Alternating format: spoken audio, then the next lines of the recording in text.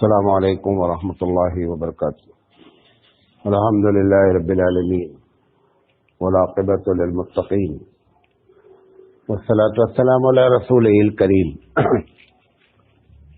محترم حضرات، ہم منہیات اسلام پر آپ سے لگاتار بات کر رہے ہیں اور آج اس کا سیریل نمبر 102 ہے۔ ہم بات کر رہے ہیں قرآن مجید میں کن چیزوں سے اللہ نے ہم کو کن چیزوں سے منع کیا ہے، اور ابھی ہم سورہ بقرہ پر بات کر رہے ہیں۔ قرآن مجید میں اس بات پر کہ جب طلاق ہو جاتی ہے یا یہ کہ بچہ پیدا ہوتا ہے اور بچے کی پیدائش پہ یہ مسئلہ ہوتا ہے کہ طلاق ہو گئی تو باپ کہتا ہے کہ بچہ ہم رکھیں گے اور ماں کہتی ہے کہ بچہ ہم رکھیں گے، یہ ایک بڑا مسئلہ اٹھتا ہے۔ قرآن مجید نے اس سلسلے میں فرمایا لا تضار والدۃ بولدها ولا مولود له بولدہ، کہ بچے کی وجہ سے نہ ماں کو تکلیف ہونی چاہیے اور نہ بچے کی وجہ سے باپ کو تکلیف ہونی چاہیے۔ مطلب یہ ہے، یہ منع کیا گیا ہے۔ اب جیسے بچہ چھوٹا ہے اور وہ بغیر ماں کے نہیں رہ سکتا ہے، تو پھر باپ کو یہ ضد نہیں کرنی چاہیے کہ ہم بچے کو ماں سے جدا کریں گے۔ بچے کو ماں کے پاس چھوڑ دینا چاہیے اور اس کا خرچہ کیا ہے برداشت کرنا چاہیے۔ اسی طریقے سے اب اسے معلوم ہو گیا کہ بچے کا خرچہ باپ کو دینا ہے، تو اگر اس کے اوپر خرچہ 500 روپے آتا ہے تو بتاتی کہ 2000 روپے بچے کے اوپر خرچہ آئے گا، یہ خرچہ آپ برداشت کیجیے۔ تو نہ باپ کو تکلیف ہونی چاہیے اور نہ کس کو، ماں کو تکلیف ہونی چاہیے۔ اس میٹر کو، اس معاملے کو دونوں آدمی سنجیدگی سے حل کریں۔ یہ منع کیا گیا ہے کہ ایک دوسرے کو تکلیف ہو۔ سورہ بقرہ کی آیت نمبر 237 میں ہے کہ 256 میں ہے کہ لا اکراہ فی الدین، کہ دین میں جو ہے وہ زبردستی نہیں ہے، یہ منع کیا گیا ہے۔ دیکھیں، دین میں زبردستی کا مطلب کیا ہے؟ جب کوئی آدمی کسی مذہب کو سب سے پہلے دن مانتا ہے، یقین کرتا ہے یا یہ کہ ایمان لاتا ہے، تو اس کا جو پہلا دینہ ہوتا ہے اس کو آپ لاجیکل منطقی انداز میں ثابت نہیں کر سکتے۔ یہ سمجھے بات؟ مثال کے طور پر اللہ کے رسول صلی اللہ علیہ وسلم کے پاس جبریل امین آتے تھے، اس کو کوئی ہم سے کہے کہ صاحب یہ آپ کیسے آتے تھے یہ بتائیے، تو ہم یہ نہیں ثابت کر پائیں گے۔ تو ہر مذہب کا جو پہلا دینہ ہوتا ہے، جو پہلا اسٹیپ ہوتا ہے، وہ بلیف پر ہوتا ہے، لاجک پر نہیں ہوتا ہے، جس کو ہندی میں آپ کہتے ہیں آستھا۔ کتاب میں میری آستھا کا معاملہ ہے۔ جب کبھی آستھا کا لفظ استعمال ہوتا ہے، میری آستھا کا معاملہ ہے، تو آستھا ہمیشہ انڈیویجول ہوگی، آستھا کبھی جماعت پر نہیں لاگو ہوگی کہ ہماری آستھا کا معاملہ ہے لہذا آپ اس کو مان لیجئے۔ یہ جیسے بابری مسجد کا جو معاملہ چل رہا ہے، اس میں وہ کہہ رہے ہیں کہ صاحب یہ میری آستھا کا معاملہ ہے کہ رام چندر جی یہاں پیدا ہوئے۔ ٹھیک، آپ کی آستھا کا معاملہ، آپ دوسرے کو کیوں منوانا چاہ رہے ہیں کہ آپ ہماری آستھا کو مانیں؟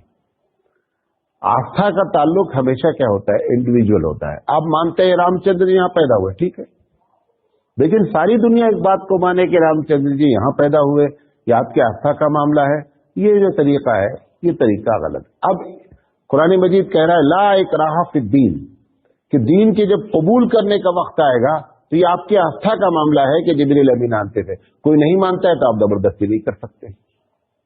تو قرآن نے ایک پالیسی بیان کر دی کہ دین کے معاملے میں زیادتی قطعی نہیں ہوگی، زبردستی نہیں کیا جا سکتا۔ یہ جو لوگ کہتے ہیں کہ اسلام یہاں ہندوستان میں آیا اور یہاں پہ تلوار کے بل پہ ہندوستان کو پھیلایا گیا، یا اسلام اپنے آپ کو تلوار کے بل پہ پھیلایا، 850 سال تک جس دیش میں کسی مسلمان حکمرانوں نے حکومت کی ہے، اگر یہاں زبردستی کیا جاتا تو یہاں دوسرا کوئی موجود ہی نہیں ہوتا۔ آج اگر زبردستی کر کے لوگوں کو ہم اپنی آستھا کو یقین دلواتے ہیں کہ صاحب ہم مانتے ہیں لہذا آپ بھی مانیں، تو یہاں کوئی دوسری کمیونٹی ہندوستان میں موجود ہی نہیں ہوتی ہے، سمجھے؟ لہذا جو اسلامک پالیسی ہے کہ کسی بھی آدمی کو اسلام لانے کے لیے زبردستی نہیں کیا جا سکتا۔ وجہ ہے کیونکہ جب ایک آدمی دل ही मुतमईन नहीं है तो आप किसी को जंजीर में जकड़ नहीं सकते हैं। जंजीर में बॉडी को जकड़ा जा सकता है, लेकिन जंजीर में दिल को जकड़ा नहीं जा सकता है। ज्यादा ये जो इस्लामी पॉलिसी बनाई गई ला इकराह फिद्दीन, इस्लाम ले आने के बाद अब आपको पाबंदी जबरदस्ती करनी है कि इसको आपको फॉलो ही करना है, ये दूसरा मैटर है। मिसाल के तौर पर आप बोले हम इस्लाम ले आएंगे, कबूल कर लेंगे, लेकिन कुरान मजीद में जो अहकामात हम नहीं मानेंगे, ये नहीं चल पाएगी। अब आपको जबरदस्ती मनवाया जाएगा। अगर इस्लामी हुकूमत होगी तो ताकत के बल पे मनवाया जाएगा। दूसरी शक्ल ये हो सकती है कि आप उसको छोड़ दीजिए। आप किसी ऑर्गेनाइजेशन में जॉब करना चाहते हैं, आपको या तो उसको फॉलो करना है या जॉब को छोड़ देना है। दोनों शक्ल नहीं हो पाएगी कि हम जॉब भी करेंगे और कानून को की पाबंदी भी नहीं करेंगे, दोनों चीजें इकट्ठा नहीं हो सकती है। ऐसे ही जब तक आप उस जॉब में नहीं गए थे उसके कानून की कोई पाबंदी आपके सर पे नहीं थी, ठीक है, आप माने या ना माने, लेकिन ये कि हम जॉब भी करेंगे, कंपनी के मेंबर भी बनेंगे और हम अपनी मर्जी के तहत करेंगे, ये सारी बातें इकट्ठा नहीं हो सकती। सेम यही चीज इस्लाम में है कि आप इस्लाम ना माने आपका अख्तियार है, लेकिन ये है कि हम इस्लाम मानेंगे तो लाजिम तौर पर क्या करना है, फिर आपको हर हाल में इस्लामी कानून की पाबंदी करनी ही करनी है। इसमें किसी किस्म का जो है वो कोई लोचपन नहीं आ सकता है। इसलिए अल्लाह ताला ने फरमाया कि ला इकराह फिद्दीन, कि लोगों दीन में जबरदस्ती नहीं है। कुरान मजीद में एहसान जतलाने से मना किया गया है। कुरान मजीद कहता है या अय्युहल्लज़ीना आमनू ला तुब्तिलू सदाक़ातिकुम बिलमन्नि वल अज़ा, कि लोगों जो तुम लोगों के साथ भलाइयां करते हो तो उसको एहसान जतला करके बर्बाद नहीं करो। आपको माने बहुत मुश्किल काम है, दुनिया का मुश्किल तरीन कामों में एक मुश्किल तरीन काम है कि एक आदमी किसी के साथ भलाई करे और उस भलाई को किसी न किसी अंदाज में शो ना करे। शो जरूर करना चाहता है वो भलाई को, कभी मतलब अपने घर वालों से बोलता है, कभी उसके ऊपर डायरेक्ट एहसान करता है।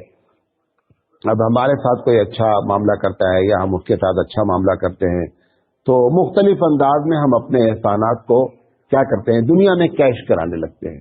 हालांकि जो भी एहसान होता है उस एहसान का मतलब ही यही होता है कि हमने ये सब कुछ जो कुछ काम किया है वो अल्लाह के लिए किया है। देखिए एक काम की दो मजदूरी नहीं होती है। आप ये सोचे कि अल्लाह भी हमको इसका बदला दे दे और बंदे के ऊपर भी क्या कर दे, हम एहसान जतला दें। बंदे भाई या तो बंदे के ऊपर एहसान जतला लो और आखिरत छोड़ दो, लेकिन आखिरत में हमको मिल जाए और यहां भी हो, ये दोनों इकट्ठा नहीं होंगे।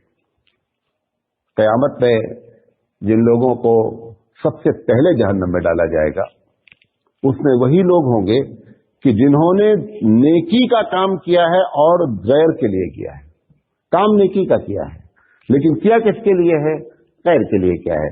उसमें एक वो आदमी जो तबलीग दीन करता है, दूसरा वो शख्स जो अल्लाह के रास्ते में पैसा खर्चा करता है, और तीसरा वो शख्स जो अल्लाह के रास्ते में जिहाद किया और मर गया। ये तीनों सबसे टॉप क्लास के काम है। तबलीग दीन करना भी टॉप का काम है, पैसा अल्लाह के रास्ते में खर्चा करना वो बहुत बड़ा काम है, और जिहाद करना बहुत बड़ा काम है।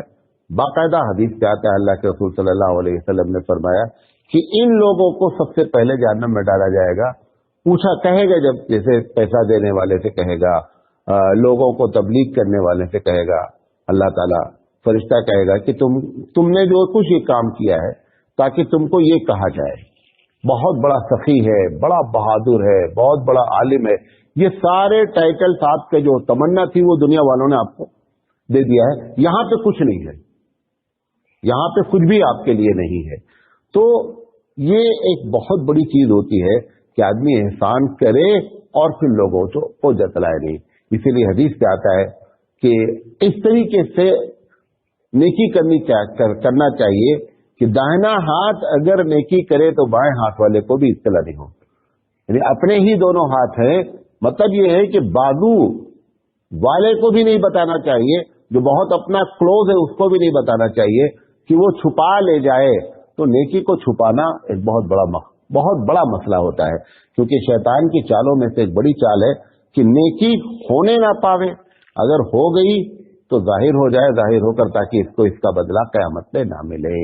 लिहाजा कुरान मजीद कह रहा है या अय्युहल्लज़ीना आमनू ला तुब्तिलू सदाक़ातिकुम बिलमन्नि वल अज़ा, کہ लोगों अपने नेकियों को जो है ना वो एहसान जतला करके बर्बाद न किया जाए।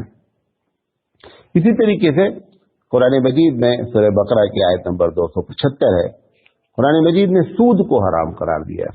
इस पर हम इसके पहले भी बात कर चुके हैं कि हर्रम रिबा, सूद हराम है। सूद क्या है?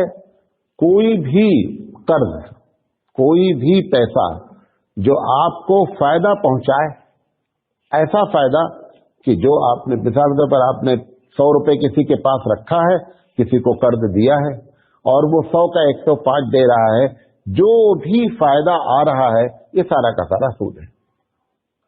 ऐसा कुछ मोहतात लोग हैं उलमा के मतलब आवाम भी कि जो ऐसा नहीं करती है, बड्डी का धंधा नहीं करती है, मतलब सूद का धंधा नहीं करती है कि अगर किसी को 200 रुपए कर्जा दिया है तो 210 रुपए वापस ले, ऐसा नहीं करता है। लेकिन सूद को एक दूसरे अंदाज में ले जाकर किया जाता है। कर्जा के बजाय बोलता है, वो कहता है कि एक आदमी हमको आप 50,000 रुपए दे दीजिए, हम आपको हर महीना जो है वो 3,000 रुपए जो बिजनेस करेंगे उस पर दे देते रहेंगे।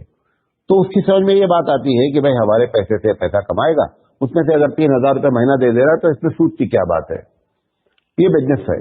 बिजनेस में 2 चीजें लाजिम होती हैं, याद रखें। नंबर 1, पहली चीज, जो भी बिजनेस किया जा रहा है उसमें मुनाफे का फिक्स होना मालूम नहीं होता है। एक पान का ढाबा रखने वाला भी नहीं मालूम होता उसके कि आज हमको कितना फायदा होगा।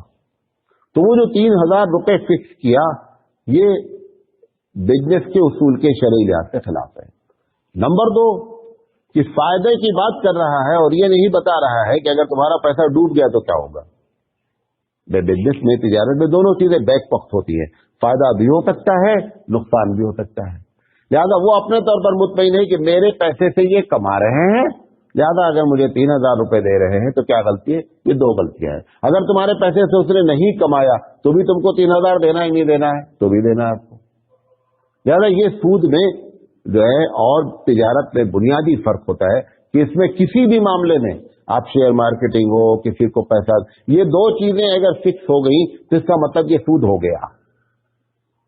अमाउंट का फिक्स होना और नुकसान का जिक्र न होना। अच्छा, इस तरीके से कर। अब ये जो आप लीज पे चल रहा है मामला, दुकानों की लीज है, घरों की लीज है, हमारे पास मकान है, पैसे नहीं है, आपके पास पैसे हैं, मकान नहीं है। आपने कहा ठीक है मैं आपका मकान ले लूंगा, मुझे 5 लाख रुपए की जरूरत है, आपने 5 लाख रुपए मुझे दे दिए। अब 5 लाख रुपए लेकर के तय हो गया भाई जब मैं 5 लाख वापस करूंगा तो आप जो है वो मकान वापस कर दीजिएगा, ठीक है। अब ये मकान लिए जाने का मतलब किराए पे रहना शरीयत पे नहीं होता है। अगर आपने मकान गिरवी रखा है तो इसका मतलब ये हुआ कि आपको इत्मीनान नहीं था पैसा डूबेगा, आप वो पेपर उसके पास रख देते कि भाई ताकि हम कम से कम हमारा कभी भी अगर पैसा डूबना हो तो ये मकान बेच करके ले लिया जाए। ये मकसद होता है गिरवी रखने का। लेकिन ये बंदा पूरी जिंदगी जितने दिन भी पैसा नहीं देगा उतने दिन तक इसके मकान में फ्री में रहेगा और किराया नहीं भरेगा। जब अगर किराया नहीं भरा जा रहा तो आपके 5 लाख रुपए जो आपको हर महीना 20,000 रुपए किराया देना था, तो गोया 5 लाख में 20,000 रुपए मंथली आप क्या कर रहे हैं? खा रहे हैं। ये सूद है। अब लोगों ने जब ऐसे फतावे दिए जाने लगे तो लोगों ने कहा कि अच्छा ऐसा करते हैं कि किराया रख लेते हैं। अब वो जिस मकान का किराया 20,000 रुपए है उसका किराया उन्होंने कहा ऐसा है कि 2,000 रुपए हम आपको किराया भी देते रहेंगे। ये समझ रहे हैं कि हमने 2,000 रुपए दे करके अब मसले को क्या कर लिया, जायज करार दे दिया। क्या उतना बड़ा मकान 2,000 रुपए में मिल रहा है मार्केट में? अगर मिल रहा है तो बहुत अच्छी बात है, तब आप किराया दे रहे हैं। लेकिन अगर वो मकान 20,000 से कम मिल ही नहीं रहा, उस इलाके का 20,000 रुपए, तो बेजादा दादा भाईचारगी है, दोस्ती है, 20,000 का मकान 15,000 मिल जाए। लेकिन 20,000 मकान कोई आदमी 2,000 में तो आपको नहीं दे देगा। तो गोया कि ये सूद को हलाल करने का एक तरीका लोगों ने निकाल लिया। कुछ लोगों ने जो थोड़ा से जिनको जो रोजा नमाज करते हैं उन्होंने ये तरीका निकाल लिया कि छोटी सी रकम जो है वो किराए के नाम पर दे दी जा रही है। तो ये लीज है, ये भी क्या है, नाजायज है। इसी तरीके से लोग खेत रख रहे हैं, उसमें सूद खा रहे हैं। खेत रख दिया गया है, खेती हो रही है, खेती हम करेंगे, खेत आपका है। जब आप मुझे 20,000 रुपए वापस करेंगे तो मैं आपका खेत वापस कर दूंगा। ये अगर 10 साल तक नहीं हुआ तो 10 साल तक हम इस खेती से फायदा उठाते रहेंगे और हम आपको उसमें से एक पैसा नहीं देंगे। ये सारी चीजें क्या है, सूद में दाखिल है। अब ये जो बैंक में पैसा रखा जाता है ایک زمانہ تک تو یہ تھا کہ بھائی پیسہ بینک میں رکھو ہی نہیں، لیکن پیسہ بینک میں رکھنا اب ہر انسان کی کیا ہے، مجبوری ہے، کیونکہ آپ پیسہ گھر میں نہیں رکھ سکتے، سیفٹی نہیں ہے، سب کچھ ہے، اور وہاں پر ہے آپ کو سیفٹی ہے۔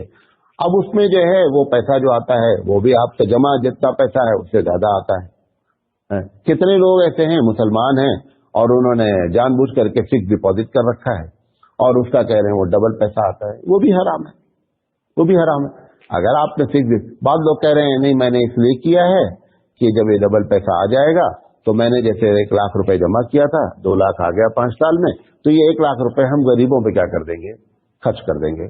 دیکھو ثواب کمانے کے لیے گناہ کمانے کی کوئی پالیسی ہمارے پاس نہیں ہے۔ ہم غریبوں کو خرچہ کریں گے تاکہ ڈپازٹ کریں، یہ ثواب کمانے کے لیے گناہ کرنے کی پالیسی اسلام میں ہے ہی نہیں۔ کتنے لوگ ہیں مولانا صاحب شراب کے دھندے میں بہت فائدہ ہے، شراب کا دھندا کر لیتے ہیں اور اس کے بعد جس کا فائدہ آئے گا وہ یتیم خانے میں دے دیا جائے گا۔ یہ ایسی ساری باتیں سب شیطانی باتیں ہیں۔ بھئی آپ کو ثواب کا شوق ہے نا، آپ کی تمنا ہے کہ میرے پاس پیسہ ہو تو میں اللہ کے راستے میں خرچہ کروں گا، یتیم کی مدد کروں گا، مسجد، آپ کے تمنا کرتے ہی آپ کو ثواب چالو ہو جاتا ہے۔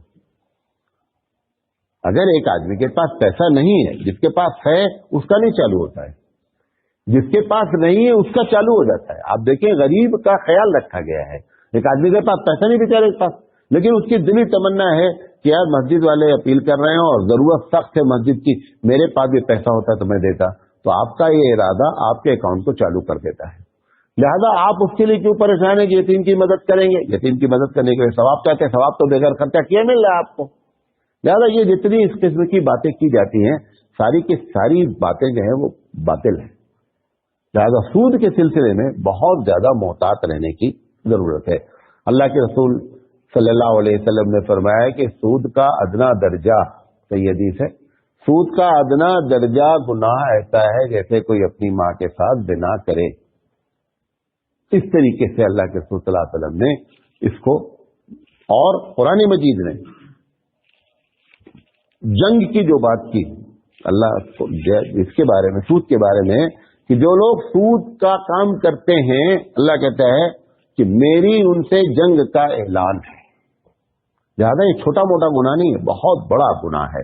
حدیث میں ماں کے ساتھ کی بات آئی اور یہاں پر جو ہے حرب من اللہ، اللہ سے جنگ کا معاملہ ہے، زیادہ اس میں خاص احتیاط کرنی چاہیے۔ اور بہتر طریقہ تو یہ ہوتا ہے کہ اگر کسی مسئلے میں آپ کنفیوز ہیں تو جب کنفیوز ہوتے ہیں تو اس سے مسئلہ پوچھا جاتا ہے جو آپ کے کنفیوژن کو دور کر سکے۔ آپ دیکھیں دین کے معاملے میں لوگ کیا کر رہے ہیں۔ ابھی آپ کو کوئی بزنس کرنا ہوتا ہے، کہیں پلاٹ لینا ہوتا ہے، کوئی مشینری لینی ہوتی ہے، اور اگر آپ اس لائن کے آدمی نہیں ہوتے ہیں تو اس سے ریلیٹڈ جتنے لوگ ہوتے ہیں 2-4 لوگوں سے مشورہ کرتے ہیں کہ بھائی یہ معاملہ ہے، اس میں کیا کیا جائے، کیوں آپ کو معلوم ہے اس فیلڈ کا ماہر ہے۔ دین کے معاملے میں آپ دین کے ماہر سے بات کرنے کے لیے تیاری نہیں ہوتے، خود ہی ماہر بن جاتے ہیں۔ جب دنیاوی معاملہ ہوتا ہے تو سب مشورے کیے جاتے ہیں، فلاں کار لینا ہے، فلاں آدمی کار کے بارے میں بڑی مہارت رکھتا ہے، موٹر سائیکل کے بارے میں آپ اس سے جا کر کے 1 مرتبہ 2 جگہ 5 جگہ جا کر پوچھتے، پھر اس کے بعد معاملے کو ڈن کرتے ہیں۔ جب دین کا معاملہ آتا ہے تو پوچھنے کی کوئی ضرورت نہیں محسوس کرتے ہیں اور خود سمجھتے ہیں کہ ہم جو فیصلہ کر لیں گے فیصلہ صحیح ہو جائے گا۔ لہذا جیسے ہم دنیاوی معاملے میں ہم یہ سمجھتے ہیں ایسے ہی دین کے معاملے میں بھی سمجھنا چاہیے۔